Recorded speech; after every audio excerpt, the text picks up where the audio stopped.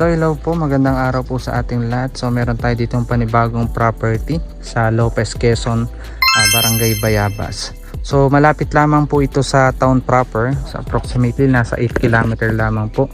At simula po dito hanggang main road dun sa Lopez to Catanawan Road ay nasa 3.5 km po ang layo. So cemented road naman po yung madadaanan, may kaunting rough road and ongoing development naman po yung papasok dito. So bali itong frontage po niya simula dyan hanggang dun po. So siguro yung mga nasa 100 meters din po yung frontage sa kalsada. Then sa produkto po niya ay medyo clearing na po siya. Iilan na lang po ang niyog ng mga produkto niya. And pasukin po natin yung kanyang property. Sa kuryente naman po walang problema kasi may linya naman po ng kuryente.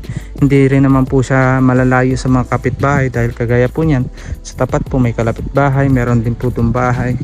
Then may school pong malapit po dyan. Siguro mga nasa 2.5 km lamang po sa high school po. Ang layo po nitong property. Then ito po yung loob niya. Papansin niyo po medyo pababa tayo ngayon ng kaunti. Sabihin medyo mataas yung kanyang kalsada. Ayan po yung kalsada niya. Then ito po yung property niya. Medyo slope siya ng kaunti yan.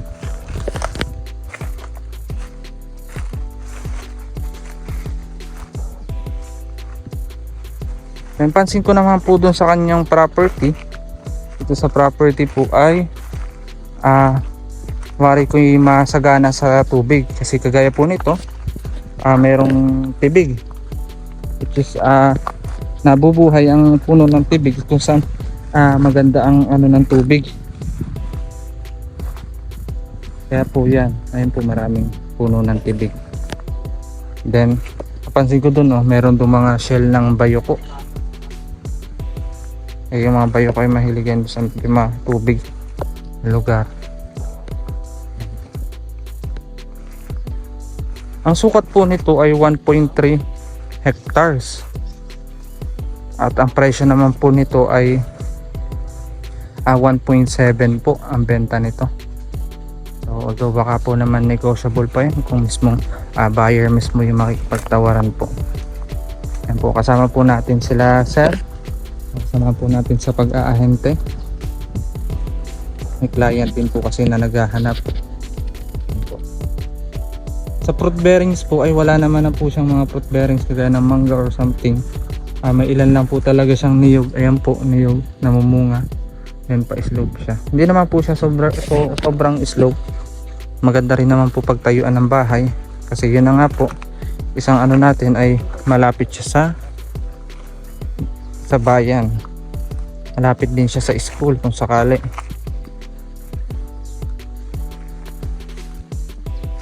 Yan po. Accessible lang sasakyan po ito mga madam sir. Yan po. Medyo pababa na din siya doon. Parang may ano siya doon, may mababang area na yan po. Medyo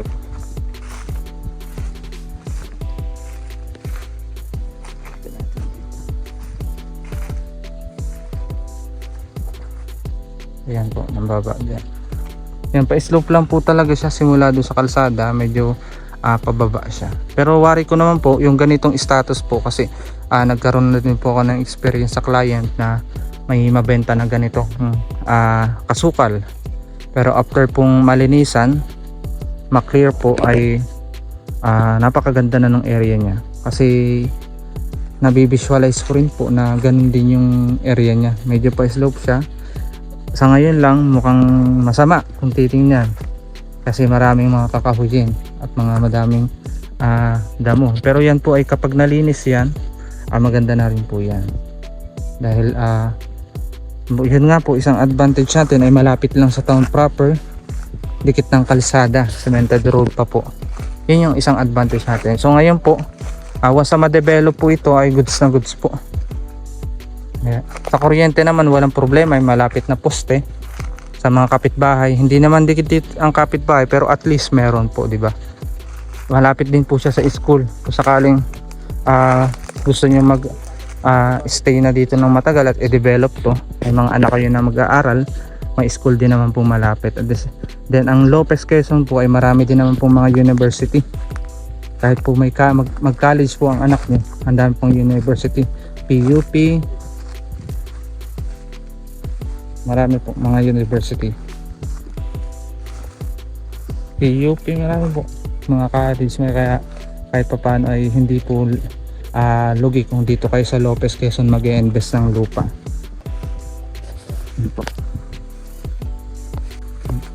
Yung pagka-slope niya mga madam sir, ay hindi naman siya yung masasabi niyo na gugulong kayo pag tumindig kayo pababa or mahirapan kayo magtanim. Yung tamang slope lang po siya na pababa doon, na pwede nyo din talaga po pag tayuan ng bahay po in case. Yan, maganda po ito mga madam sir, kaya reasonable naman din po siya dun sa kanyang presyo. Mukha lang siyang hindi kaaya-aya tingnan sa ngayon, kasi kita nyo po masukal, madaming mga kahoy. Pero kapag po ito ay nalinis na, na-clearing yan, ay talagang makikita nyo po yung kagandahan nito. Kasi sa panahon po ngayon, kaya po pahirapan na maghanap ulit ng property, lalo na po ito tabing kalsada na,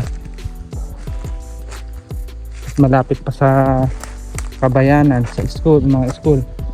Pahirapan na po makahanap ngayon ng property, lalo na kapag nagtag-ulan. Mahirapan na rin po mag-area, mag-tripping. Ayun nga pong tag-init, mahirap na rin kasi sobrang nakakahingal. Ngayon naman po medyo nag-iinulan-ulan, nagkukulimlim, kaya ayos-ayos pa po siya mag-set ng tripping.